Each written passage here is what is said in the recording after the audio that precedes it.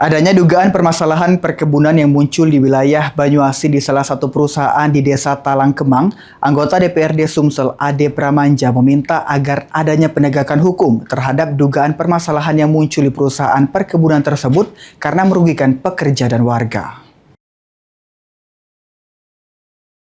DPRD Sumsel membentuk Pansus Perkebunan, yang mana pansus ini menitik beratkan pada permasalahan yang terjadi di satu perusahaan perkebunan di wilayah Banyuasin, tepatnya di Desa Talangkemang.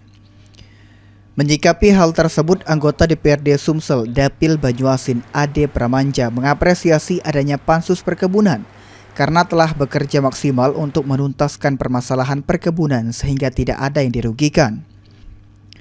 Berdasarkan laporan yang disampaikan oleh Pansus, adanya sejumlah temuan terkait dugaan pelanggaran yang dilakukan oleh perusahaan perkebunan tersebut, di antaranya masalah plasma, BPJS karyawan yang tidak dibayar, dan HGU perkebunan.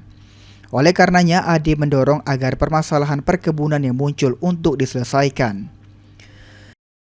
Perkebunan ini terjawab semua apa yang diharapkan oleh masyarakat yang mana kita mengetahui masyarakat karyawan banyak terzolimi. Untuk itu kami mensupport dengan adanya kinerja pansus ini. Dan